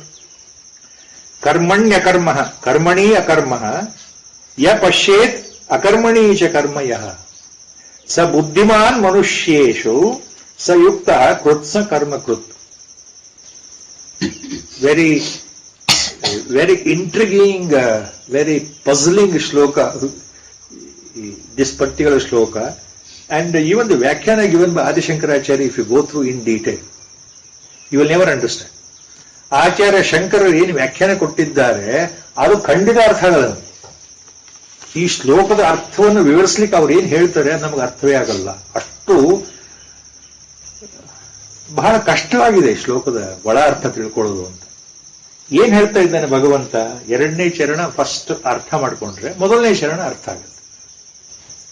ಮನುಷ್ಯೇಶು ಸ ಬುದ್ಧಿಮಾನ್. ಪ್ರಾಪಂಚಿಕರಲ್ಲಿ, ಮಾನವರಲ್ಲಿ, ಮನುಷ್ಯ ಕುಲದಲ್ಲಿ, the entire human mankind, such person is very intelligent, ವಿವೇಕಿ. ಇಲ್ಲಿ ಬುದ್ಧಿಮಾನ್ ಅಂದ್ರೆ ತಿಳಿದವನು, ವಿವೇಕಶಾಲಿ. ಅದ್ರ ಜೊತೆಗೆ ಭಗವಂತ ಯಾವ ಅರ್ಥದಲ್ಲಿ ಹೇಳ್ತಾ ಇದ್ದಾನೆ? ಬುದ್ಧಿಮಾನ್ ಅಂದ್ರೆ ಜ್ಞಾನಿ ಅಂತ ಹೇಳ್ತಾ ಇದ್ದಾನೆ. ಎಲ್ಲ ಮನುಷ್ಯರಲ್ಲಿ ಅಂತ ಒಬ್ಬ ವ್ಯಕ್ತಿ ನಿಜವಾಗ್ಲೂ ತಿಳಿದವನು. ನಿಜವಾಗ್ಲೂ ತಿಳಿದವನು ಅಂದ್ರೆ ಜ್ಞಾನಿ. ಅವನು ನಿಜವಾಗ್ಲೂ ಅರ್ಥ ಆಗಿದೆ. ಅವನು ಮುಂದೆ ಏನು ಮಾಡಬೇಕಾಗಿಲ್ಲ. ಅವನಿಗೆ ಎಲ್ಲ ಬಂದ್ಬಿಟ್ಟಿದೆ. ಏನು ತಿಳಿಯಬೇಕು ಅದನ್ನು ತಿಳಿದು ಬಿಟ್ಟಿದ್ದಾನೆ. ಅವನಿಗೆ ಏನು ಅರ್ಥ ಆಗ್ಬೇಕು ಜೀವನದಲ್ಲಿ ಅರ್ಥ ಆಗೋಗಿದೆ. ಇನ್ನು ಮುಂದೆ ಮಾಡತಕ್ಕಂಥದ್ದು, ತಿಳಿತಕ್ಕಂಥದ್ದು ಏನೂ ಇಲ್ಲ. So that word is used, ಕೃತಕೃತ್ಯ. Our Gurudev was referring that point. What is the definition for the word krutakritya? When a person is called krutakritya, a person is called krutakritya when he attains jnana. ಯಾವ ವ್ಯಕ್ತಿ ಜ್ಞಾನವನ್ನು ಸಂಪಾದನೆ ಮಾಡಿಬಿಡ್ತಾನೋ ಆ ಕ್ಷಣದಿಂದ, ಯಾರು ಜ್ಞಾನಿಯಾಗ್ಬಿಡ್ತಾರೋ ಆ ಕ್ಷಣದಿಂದ, ಯಾರು ಜೀವನ್ಮುಕ್ತ ಅಂತ ಅನ್ಸ್ಕೊಳ್ತಾರೋ ಆ ಕ್ಷಣದಿಂದ ಅವರು ಕೃತಕೃತ್ಯರು. ಗುರುದೇವ್ ಹೇಳಿದ ಮಾತು.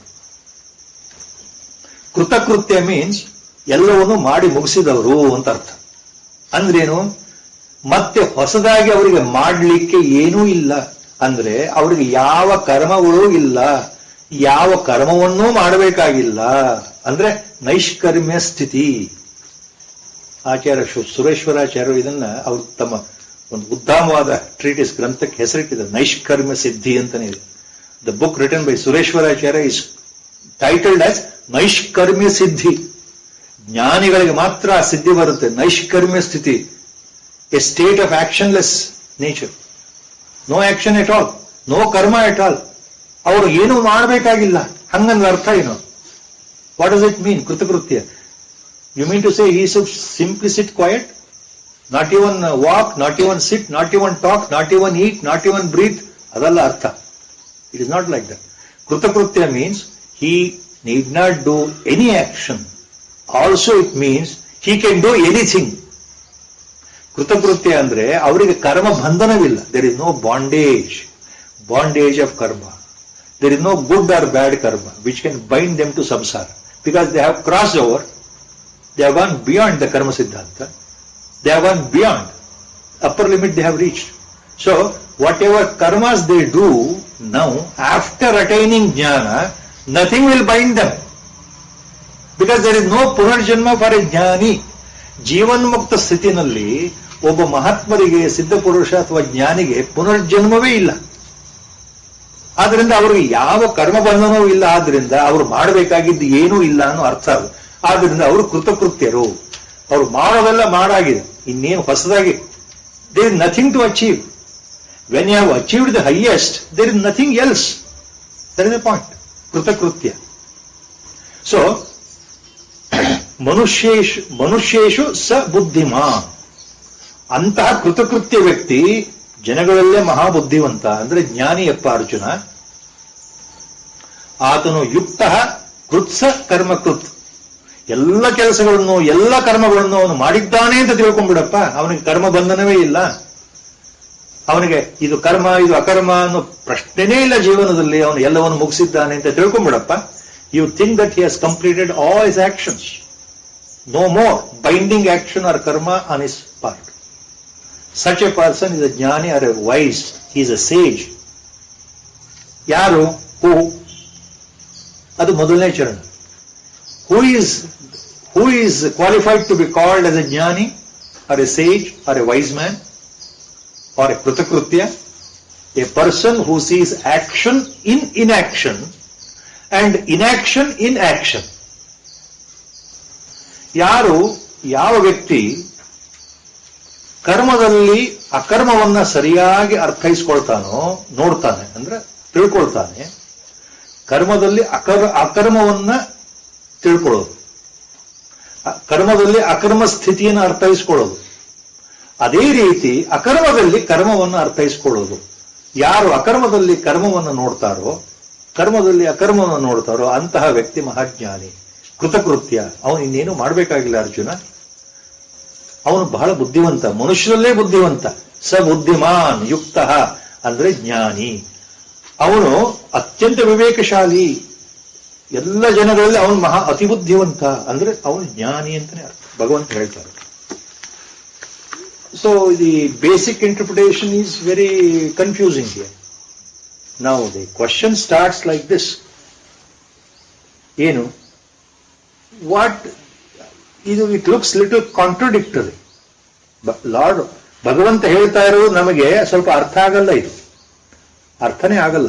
ಎಷ್ಟು ಇವಾಗ ಅನ್ಕೊಳ್ಬಹುದು, ಇವಾಗ ನಾನು ಕೂತ್ಕೊಂಡು ಕೇಳ್ತಾ ಇದ್ದೇನೆ, ಗುರುಗಳು ಉತ್ತರ ಕೊಡ್ತಾ ಇದ್ದಾರೆ, ಅರ್ಥ ಆಯ್ತು ಅಂತ. ಖಂಡಿತ you test yourself. By tomorrow we forget the real meaning again. By 1 month again we forget totally. You will never recall. Yakandre it has not entered into our brain at all. ನಮಗಿದು ಸರಿಯಾದ ಅರ್ಥವೇ ಆಗ್ತಾ ಇಲ್ಲ. ಎಷ್ಟು ನೀವು 100 ಸಲ ಹೇಳಿದ್ರು ಅರ್ಥ ಆಗಲ್ಲ. ಯಾವ್ದು ಅರ್ಥ ಆಗ್ತಾ ಇಲ್ಲ ನಮಗೆ? ಯಾವ್ದು ಅರ್ಥ ಆಗಲ್ಲ? See, these two are opposites ಅಲ್ಲ. ಕರ್ಮ ಅಂಡ್ ಅಕರ್ಮ, ಆಕ್ಷನ್ ಇನ್ ಆಕ್ಷನ್. ಕೆಲಸ ಮಾಡೋದಕ್ಕೆ ಕರ್ಮ, ಕೆಲಸ ಮಾಡದೆ ಸುಮ್ಮನೆ ಕೂತ್ಕೊಂಡ್ರೆ ಅಕರ್ಮ. Basic definition. ಸೊ ನೀವು ಕೆಲಸ ಮಾಡ್ತಾ ಇದ್ದಾಗ ನಾವೇನ್ ಹೇಳಬೇಕು? See, when I am doing some action, others who observe me, what they will say? No, I am busy in that particular action, activity. Because you are seeing it, you are observing it, you are watching me.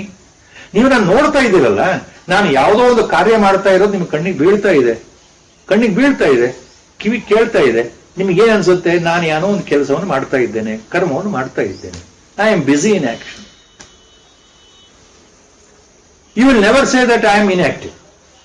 ನಾನು ಏನು ಮಾಡ್ತಾ ಇಲ್ಲ, ಸುಮ್ಮನೆ ಕೂತ್ಕೊಂಡಿದ್ದೀನಿ ಅಂತ ನೀವು ಖಂಡಿತ ಹೇಳಲ್ಲ. ಯಾಕಂದ್ರೆ ನಾನು ಏನು ಮಾಡ್ತಾ ಇದ್ದೀನಲ್ಲ. Something I am doing, some activity is there, you are seeing it. So you will never say that I am inactive. You are seeing only action in me. You are not seeing inaction. I am not sitting quietly without any action. You know it. You are seeing it. ಇದು ಅನುಭವಕ್ಕೆ ಬರುವ ವಿಷಯ. Everybody can understand this. Everybody knows it. So, ಒಬ್ಬ ವ್ಯಕ್ತಿ ಆಕ್ಟಿವಿಟಿನಲ್ಲಿದ್ದಾಗ, ಆತ ಒಬ್ಬ ಕೆಲಸ ಮಾಡ್ತಾ ಇದ್ದಾಗ, ಅವನು ಏನೂ ಮಾಡ್ತಾ ಇಲ್ಲ ಅಂತ ನಾನು ಅಂದ್ರೆ, ಅಥವಾ ಯಾರಾದರೂ ಒಬ್ಬರು ಹೇಳಿದ್ರೆ, ಉಳಿದವರು ಏನಂತಾರೆ? ಏನು ಕಣ್ಣು ಕಾಣ್ತಾ ಇಲ್ವಾ? ಅವನು ಎಲ್ಲಪ್ಪ ಸುಮ್ಮನೆ ಕೂತ್ಕೊಂಡಿದ್ದಾನೆ, ನೋಡು ಅವನು ಕೆಲಸ ಮಾಡ್ತಾ ಇಲ್ಲ.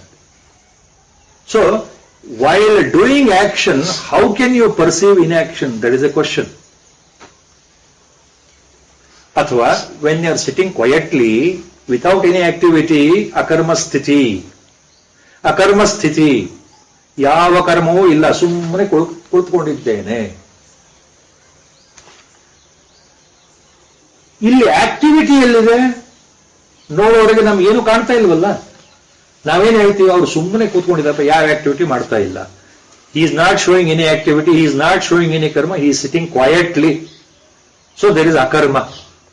That is how I observe it, that is how I comment, that is how I say it. ನಾನು ಆ ರೀತಿ ಹೇಳ್ತೀನಿ.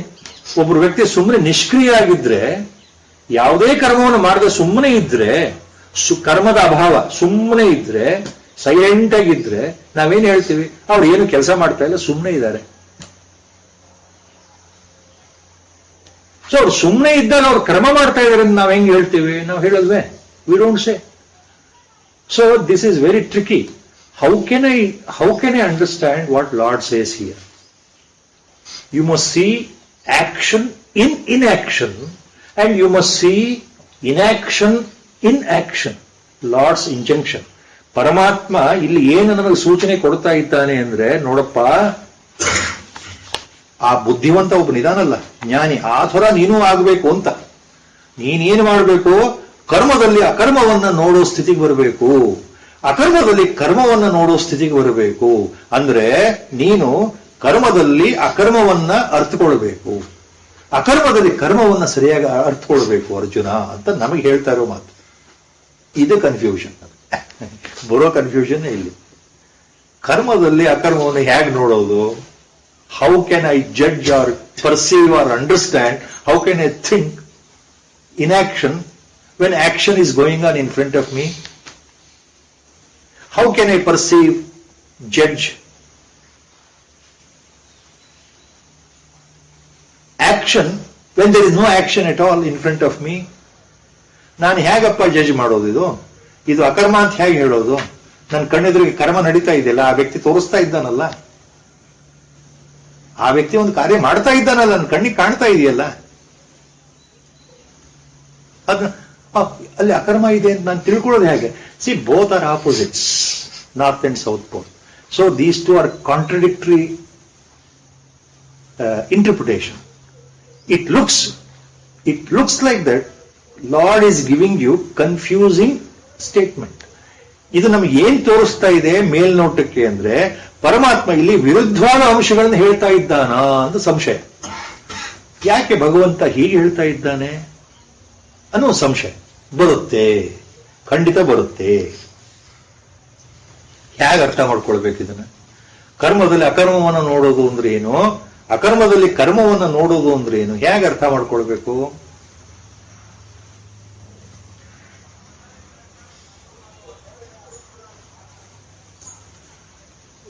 D.V.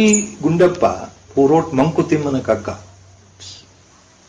purely it is vernacular Bhagavad Gita only, in Kannada language, in his own style, inimitable style, a very beautiful style. In the old poetry form, he has written Mankutimana Kagga. To explain this shloka, D.V.G. has given some interpretation. D.V. Gundappa has given in Kannada some interpretation, a beautiful, simple interpretation on this shloka. Same D.V.G. who wrote Mankutimana Kagga in Kannada. Same D.V. Gundappa, or D.V.G. affectionately called, now he says, one example he takes. A marriage hall arranged, thousands of, hundreds of guests are there, and then the cooks are preparing food. ಮದುವೆ ಸಮಾರಂಭಕ್ಕೆ ಅಡಿಗೆಯವರು ಅಡಿಗೆ ಮಾಡ್ತಾ ಇದ್ದಾರೆ 100 ಜನಕ್ಕೆ. See, the cooks who are preparing food for the huge ceremony of marriage, now they are not concerned about the marriage. They are not even concerned who will come and eat the food. ಮದುವೆ ಛತ್ರದಲ್ಲಿ, ಅಡಿಗೆ ಮನೆಯಲ್ಲಿ ಅವ್ರು ಯಾರು ಅಡಿಗೆ ಮಾಡ್ತಾ ಇದ್ದಾರಲ್ಲ, ಅಡಿಗೆ ಭಟ್ರು, 5, 6 ಜನ, 7 ಜನ, 8 ಜನ, what ever the number, now they are not bothered about the marriage. ಮದುವೆ ಹೆಂಗ್ ನಡೀತಾ ಇದೆ, ಏನಾಗ್ತಾ ಇದೆ, ಈಗ ತಾಳಿ ಕಟ್ಟಿದ್ರ, ಊದಿದ್ರ, ವಾಲ್ಗ ಊದಿದ್ರ, ಎದುರುಗೊಳ್ಳೋದು ಆಯ್ತಾ, ದೇ ಆರ್ ನಾಟ್ ಬಾದರ್ಡ್. ಅವ್ರು ಯಾರು ಈ ಅಡಿಗೆನ ಯಾರು ಬಂದು ಊಟ ಮಾಡ್ತಾರೆ, ಎಷ್ಟು ಜನ ಊಟ ಮಾಡ್ತಾರೆ, ವರನ್ ಕಡೆಯವರೆಷ್ಟು, ವಧು ಕಡೆ, ಅದನ್ನು ದೇ ಆರ್ ನಾಟ್ ಬಾದರ್ಡ್. ಅವ್ರು ಏನ್ ಕೆಲಸ, ಕಾಂಟ್ರಾಕ್ಟ್ ತಗೊಂಡಿದ್ದಾರೆ, ಅಡಿಗೆ ಮಾಡಬೇಕು, ಒಂದು ಅಮೌಂಟ್ ಫಿಕ್ಸ್ ಆಗಿದೆ, ಒಂದು 500 ಜನಕ್ಕೆ ಅಡಿಗೆ ಮಾಡಬೇಕು, ಅಷ್ಟೇ ಕೆಲಸ. 500 ಜನಕ್ಕೆ ಅಡಿಗೆ ಮಾಡ್ತಾರೆ. ಸೊ ಅಡಿಗೆ ಮಾಡೋದು ಅವ್ರ ಕರ್ಮ, ಹೌದಾ? ಅದು ಅವರ ಕರ್ಮ. ಯಾವುದು? ಅವನ ಒಂದು ಕೆಲಸ ತಗೊಂಡಿದ್ದಾನಲ್ಲ, ಅದು ಮಾಡಬೇಕು, ಶ್ರದ್ಧೆಯಿಂದ ಅಡಿಗೆ ಮಾಡ್ತಾರೆ. ಅವನಿಗೆ ಚಿಂತೆ ಇಲ್ಲ, ಯಾವ ಚಿಂತೆ ಇಲ್ಲ. ಇದನ್ನ ಯಾರು ಊಟ ಮಾಡ್ತಾರೆ, ಎಷ್ಟು ಜನ ಬರ್ತಾರೆ, how many from the bride side, how many from groom side come and eat my food. He is not bothered. So he is not bothered about who will come and eat. So that is akarma. Karmaದಲ್ಲಿ ಅಕರ್ಮ. D.V.G. example. The cooks have prepared food. They are concerned with only food preparation. They are not bothered who will come and eat. So whatever preparation they have done, that is karma. Since their mind is detached about persons who come and eat the food, that is akarma. ಯಾರು ಊಟ ಮಾಡ್ತಾರೆ ಅವ್ರಿಗೆ ಅದ್ರ ಬಗ್ಗೆ ಗಮನ ಇಲ್ಲ, ಅದು ಅಕರ್ಮ ಆಗುತ್ತೆ. ಅವ್ರ ದೃಷ್ಟಿಯಿಂದ ಅದು ಅಕರ್ಮ. ನಾವು ಈಗ ಗೆಸ್ಟ್ಗಳು ತಗೊಳ್ಳಿ, ಸೇಮ್ ಮ್ಯಾರೇಜ್ ಹಾಲ್. ನಾವು ಮದುವೆಗೆ ಹೋಗ್ತೀವಿ, ಮದುವೆ ನೋಡ್ತೀವಿ, ಮಾತಾಡ್ತೀವಿ, ಸಂತೋಷ ಪಡ್ತೀವಿ, ಆಮೇಲೆ ಊಟಕ್ಕೆ ಬನ್ನಿ dining hall, we all go to the dining hall and eat wonderfully, we eat the food and come out and we comment, ಊಟ ಚೆನ್ನಾಗಿತ್ತು, ಬಹಳ ಚೆನ್ನಾಗಿತ್ತು, ವಂಡರ್ಫುಲ್ ಐಟಮ್ಸ್ ವರ್ ದೇರ್, ಆ ಮ್ಯಾರೇಜ್ ವಾಸ್ ವಂಡರ್ಫುಲ್. ಸೊ ಅಲ್ಲಿ ನಾವು ಊಟ ಮಾಡ್ತೀವಲ್ಲ ಮದುವೆಗೆ ಬಂದು, ಅದು ನಮ್ಮ ಕರ್ಮ. Attending the marriage and eating the food in the dining hall is our karma, that is action. We are not bothered who is that cook what is his name, how many were there, where is his house, that we are not bothered. ಈ ಅಡಿಗೆ ತಯಾರು ಮಾಡಿದ ಆ ವ್ಯಕ್ತಿಗಳಿದ್ದಾರಲ್ಲ, ಅಡಿಗೆ ಭಟ್ರು, ಅವ್ರು ಯಾರು, ಅವ್ರ ಹೆಸರೇನು, ಅವ್ರ ಮದುವೆ ಆಗಿದೆಯಾ, ಅವ್ರು ಚೆನ್ನಾಗಿದಾರ, ಬಡವರ, ಶ್ರೀಮಂತರ, ಎಲ್ಲಿ ಮನೆ, ಅದು ನಮಗೇನು, ಅವ್ರ ಹೆಸರು ನಮಗೆ ಬೇಕಾಗಿಲ್ಲ, ಅದು ನಮಗೆ ಬಾದರೇಶನೂ ಇಲ್ಲ. So we R totally detached. ನಮಗೆ ಗಮನ ಇಲ್ಲ ಯಾರ ಬಗ್ಗೆ, ನಾವು ಊಟದ ಬಗ್ಗೆ ಗಮನ ಇದೆ, ಇದನ್ನು ಯಾರು ತಯಾರು ಮಾಡಿದ್ರು ಅದರ ಬಗ್ಗೆ ನಮ್ಗೆ ಗಮನ ಇಲ್ಲ, ಅದು ಅಕರ್ಮ. From the point of the guest, that is one beautiful example to understand karma and akarma ಅಂತ ಲೆಕ್ಕ. ಆಚಾರ್ಯ Shankara has given, I told earlier, very difficult to understand his interpretation.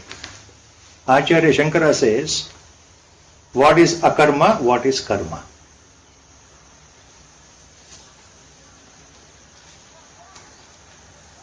Though generally it means karma bhava, the action that state is called akarma, not doing action is called akarma.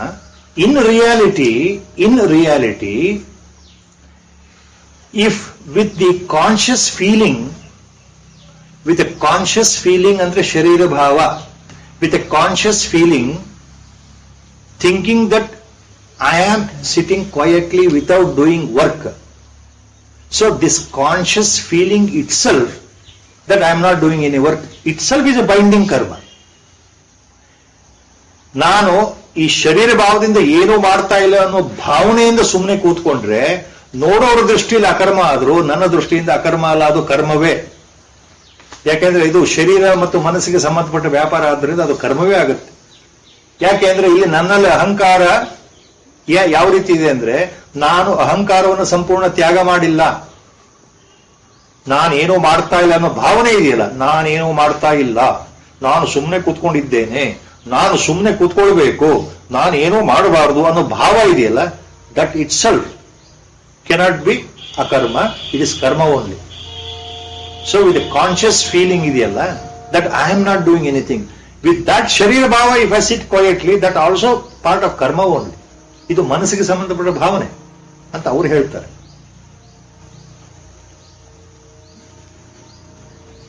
ಇದನ್ನ how to make it further simplified or complicated, whichever way you take it.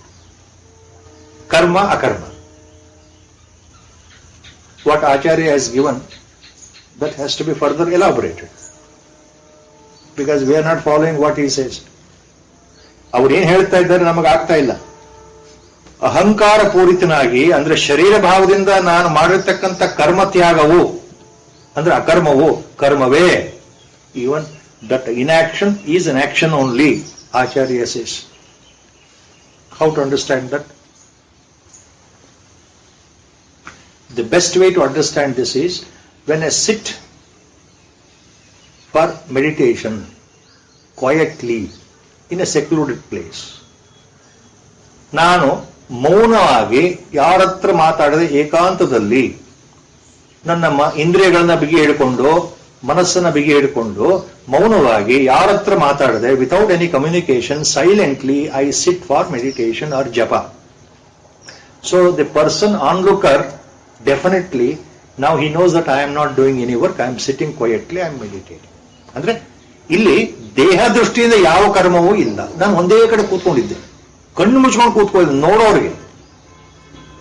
From the onlooker point of view I am not showing any activity, ಅಂದ್ರೆ physical activity.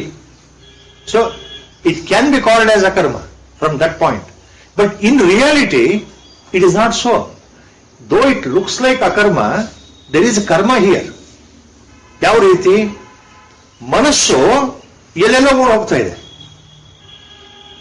ನಾನು ಧ್ಯಾನ ಮಾಡಬೇಕು ಅಂತ ಕೂತ್ಕೊಂಡಿದ್ದೇನೆ, ಜಪ ಮಾಡಬೇಕು ಅಂತ ಕೂತ್ಕೊಂಡಿದ್ದೇನೆ, ಹೌದಾ? ಒಳ್ಳೆ ಮನಸ್ಸಿಂದ ಕೂತ್ಕೊಂಡಿದ್ದೇನೆ, ಆದ್ರೆ ಮನಸ್ಸು ಕೇಳ್ತಾ ಇಲ್ವಲ್ಲ, ಎಲ್ಲೆಲ್ಲೋ ಓಡೋಗ್ತಾ ಇದೆಯಲ್ಲ, ಎಲ್ಲೆಲ್ಲೋ. C, the mind is so active, it is conceiving so many ideas, it is thinking so many thoughts are coming one after another, bombarding my mind. So there is no mental peace. I am involved in the mental circus only, caught up in the jungle of thoughts only. ಆ ಆಲೋಚನೆ ಮತ್ತೆ ಸಿಕ್ಕಾಕೊಂಡ್ಬಿಡ್ತು ಮನಸ್ಸು. ಎಲ್ಲಿಂದ ಎಲ್ಲಿಗೋ ಹೋಗ್ತಾ ಇದೆ, ಎಲ್ಲಿಂದ ಎಲ್ಲಿಗೋ ಹೋಗ್ತಾ ಇದೆ, ಓಡ್ ಹೋಗ್ತಾ ಇದೆ. ಅಂದ್ರೆ ದೇಹ ಅಕರ್ಮ ಸ್ಥಿತಿಲಿದ್ರು ಮನಸ್ಸು ಕರ್ಮ ಸ್ಥಿತಿಲಿದೆ. ಇಲ್ಲಿ ನೋಡ್ಲಿಕ್ಕೆ ಅಕರ್ಮ ಅನ್ಸಿದ್ರು actually you are under karma only, you are doing karma only. ಮಾನಸಿಕವಾಗಿ mentally you are not silent. Physically outwardly you are silent.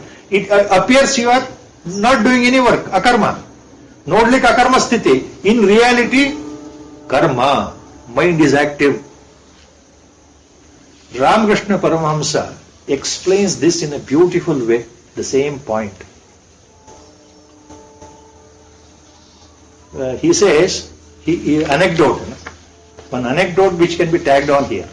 ಅವರು ಒಂದು ಕಥೆ ಹೇಳ್ತಾರೆ ರಾಮಕೃಷ್ಣ ಪರಮಹಂಸ. ಕಲ್ಕತ್ತಾದಲ್ಲಿ ಆ ಟೈಮ್ನಲ್ಲಿ, in the last part of 19th century, the Christian missionaries, they were propagating, and then a lot of churches were being built, and then Christian influence was there in India because British was ruling our country. So when the Ramakrishna Paramahamsa was taken to a big prayer hall, maybe a church, there he simply walks and then observes. After the sermon, they were told to sit and meditate, and all closed their eyes meticulously. With the book in the hand, they closed the book and closed their eyes and sat for a specified time. ಧರ್ಮ ಪ್ರವಚನ ಮುಗಿದ ಮೇಲೆ ಎಲ್ಲರೂ ಕೂತ್ಕೊಂಡು ಧ್ಯಾನ ಮಾಡಬೇಕು ಅಂದಾಗ ಎಲ್ಲ ಕಣ್ಣು ಮುಚ್ಕೊಂಡು ಕೂತ್ಕೊಂಡ್ರು, ಶಾಂತವಾಗಿ ಕೂತ್ಕೊಂಡ್ರು. ನಾನು ನೋಡ್ತಾ ಇದ್ದೆ ಏನ್ ಮಾಡ್ತಾ ಇದ್ದಾರೆ ಅಂತ. ಅವಾಗ ಅನಿಸ್ತು ನನಗೆ, ಇದು ಪರಮಹಂಸ ಹೇಳೋ ಮಾತು, ರಾಮಕೃಷ್ಣ ಪರಮಹಂಸರು ಹೇಳೋ ಮಾತು. ನಾನ್ ನೋಡಿದಾಗ ಏನ್ ಅನಿಸ್ತು ಅಲ್ಲಿ ಅಂದ್ರೆ, ನೋಡ್ಲಿಕ್ಕೆ ಎಷ್ಟು ಶಾಂತವಾಗಿ ಎಲ್ಲರೂ ಕಣ್ಣು ಮುಚ್ಕೊಂಡು ಕೂತ್ಕೊಂಡಿದ್ದಾರೆ ಧ್ಯಾನದಲ್ಲಿ, ಅಥವಾ ಪರಮಾತ್ಮನ ಭಕ್ತಿಲಿ ಮುಳುಗೋಗಿದ್ದಾರೆ. ಆದ್ರೆ ಅವ್ರ ಮನಸ್ಸು ಹೇಗಿದೆ ಅಂದ್ರೆ ಗೊತ್ತಾಗೋಯ್ತು ನನಗೆ. ಈ ಮಂಗಗಳ ಗುಂಪು ಯಾವುದೇ ಒಂದು ತೋಟಕ್ಕೆ ನುಗ್ಗಬೇಕಾದ್ರೆ ಅಥವಾ ಒಂದು ಕಾಡಿಗೆ ನುಗ್ಗಬೇಕಾದ್ರೆ ಎಲ್ಲಿ ಆಹಾರ ಹುಡುಕಿ ಗೊತ್ತಾದಾಗ, ಇಂಥ ಕಡೆ ಆಹಾರ ಇದೆ ಅಂತ ಗೊತ್ತಾದಾಗ ಅಲ್ಲಿ ಹೋಗೋ ಮೊದಲು, ಇನ್ biology it's a well set fact because we have taught it, so I can understand that very well. C, they plan out and sit for some time quietly. You have not observed it. Before they entered and try to take away the food in a forest area, in a known area, or in a plantation, they sit for some time very quietly, looking at each other by communication, silent communication, because there is a very well-knit family. The monkey family is so big, comprising sometimes 30, 40, 50, 60, 80 monkeys.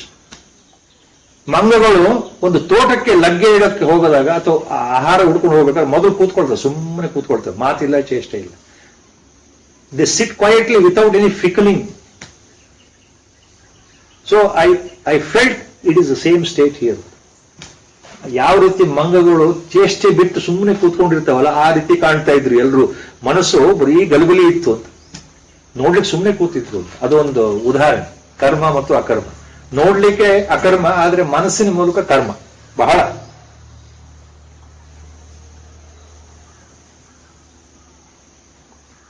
ಆಚಾರ್ಯ ಮಾಧ್ವಾಚಾರ್ಯ ನಾವು gives another interpretation. ಕರ್ಮದಲ್ಲಿ ಅಕರ್ಮವನ್ನು ಹೇಗೆ ನೋಡುವುದು? How to C ಅಕರ್ಮ ಇನ್ ಕರ್ಮ. ಯಾವ ಕೆಲಸವನ್ನ ನಾನು ಮಾಡ್ತಾ ಇದ್ರು, ಈ ಶರೀರ ಮಾಡ್ತಾ ಇದ್ರು, ಮಾಡ್ತಾ ಇರೋದೆಲ್ಲ ಪರಮಾತ್ಮ ನಾರಾಯಣ ಮಹಾವಿಷ್ಣುವೇ ಮಾಡ್ತಾ ಇದ್ದಾನೆ. ಜಗತ್ತಿನ ಒಡೆಯ ಆತನೇ ನನ್ನ ಮೂಲಕ ಮಾಡಿಸ್ತಾ ಇದ್ದಾನೆ. ಮಾಡ್ತಾ ಇರೋದೆಲ್ಲ ಪರಮಾತ್ಮನೇ ಮಾಡ್ತಾ ಇದ್ದಾನೆ, ನಾನೇನು ಮಾಡ್ತಾ ಇಲ್ಲ.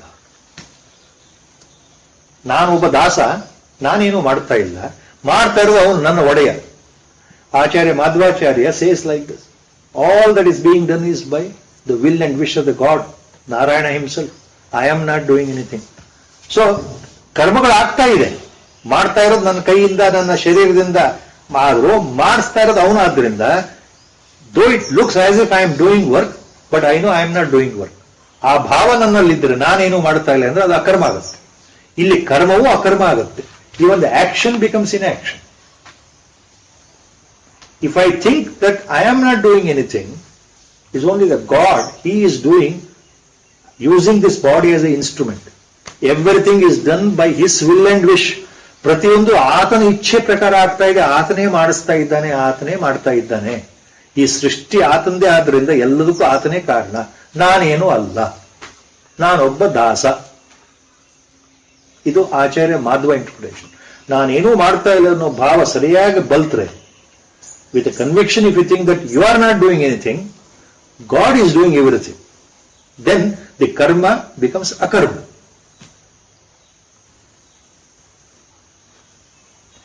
And our Gurudev, Science of Bhagavad Gita. Now he gives another one simple example to understand karma and akarma.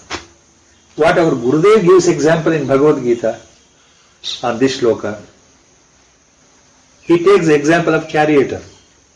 You have to read that today. Charioteer. ರಥವನ್ನು ನಡೆಸ್ತಕ್ಕಂಥ ರಥಿಕ. A charioteer, a driver who drives the chariot. Krishna, Lord himself, is driving the chariot here. So he takes the example of charioteer. So when a charioteer is sitting on the chariot, holding all the horses, their, what do you call that? Lagams. Reins completely in his hand, completely controlled, without allowing the horses to move, till he gives the command. They are ready. Chariot is ready to move. Horses are ready, but he is holding the reins. ಲಗಾಮ ಆತ ಹಿಡ್ಕೊಂಡಿದ್ದಾನಲ್ಲ, ಈಗ ಅದು ಹೊರಡಕ್ಕೆ ತಯಾರಾಗಿದೆ, ಮುಂದೆ ಹೋಗೋದಕ್ಕೆ ತಯಾರಿದೆ, ಕುದುರೆಗಳು ತಯಾರಾಗಿದ್ದಾವೆ, ಹೌದಾ? ಅವನ ಕೈಲಿ ಹಿಡ್ಕೊಂಡಿದ್ದಾನೆ. So ಇದು ಯಾವ ಭಾವ ತೋರಿಸುತ್ತೆ? ಕರ್ಮ. Intentionally is holding it, not allowing them to move. ಅದರ ಬದಲು ಸುಮ್ಮನೆ ಕೂತ್ಕೊಂಡು, if he sits quietly on a chariot without tightly controlling the reins, what happens? The horses can move in any direction they like. ಅವನು ಸುಮ್ಮನೆ ಕೂತಿದ್ದಾನಲ್ಲಿ, ಹೌದಾ? ಅದೇ charioteer, but not controlling the reins, and the chariot will move in whatever direction the horses want. ಅವಾಗ ಏನಾಗುತ್ತೆ? ಅವು ಎಲ್ಲಿ ಮನಸ್ಸಿಗೆ ಗೊತ್ತೋ ಅಲ್ಲಿ ಹೇಳ್ಕೊಂಡು ಹೋಗ್ತವೆ ಕುದುರೆ ರಥವನ್ನ. ಆವಾಗ ಅದೇನಾಗುತ್ತೆ? The moment is called what? ಕರ್ಮವೋ ಅಕರ್ಮವೋ? ಇವನೇನೂ ಮಾಡ್ತಾ ಇಲ್ಲ, ರಥ ಹೋಗ್ತಾ ಇದೆ, ಕುದುರೆಗಳು ಇಷ್ಟಕ್ಕೆ ಅನುಗುಣವಾಗಿ ಹೋಗ್ತಾ ಇದೆ, ಇವನೇನು ಮಾಡ್ತಾ ಇಲ್ಲ. ಅದು ಇವನ ದೃಷ್ಟಿಯಿಂದ ಅಕರ್ಮ. ಇವನ ದೃಷ್ಟಿಯಿಂದ ಅದು, with reference to the charioteer, it is akarma. Gurudev's example. So, considering all these examples, ultimately I feel that I am totally confused with Guru's grace. 1 year, 3 times I asked same this shloka. Gurudeva, idu artha aagta ilvalla? We'll stop today. Too much time with a sankalpa, with prarthana shloka, and continue next time. ವಸುದೇವಸುತಂ ದೇವಂ ಕಂಸಜಾನೂರಮರ್ದನಂ ದೇವಕೀ ಪರಮಾನಂದಂ ಕೃಷ್ಣಂ ವಂದೇ ಜಗದ್ಗುರುಂ ಮೂಕಂ ಕರೋತಿ ವಾಚಾಲಂ ಪಂಗುಂ ಲಂಘಯತೆ ಗಿರಿಂ ಯತ್ಕೃಪಾತಮಹಂ ವಂದೇ ಪರಮಾನಂದಮಾಧವಂ ನಾರಾಯಣಂ ನಮಸ್ಕೃತ್ಯ ನರಂ ಚೈವ ನರೋತ್ತಮಂ ದೇವೀಂ ಸರಸ್ವತೀಂ ವ್ಯಾಸಂ ತತೋ ಜಯಮುದೀರಯೇತ್. ಹರಿ ಓಂ.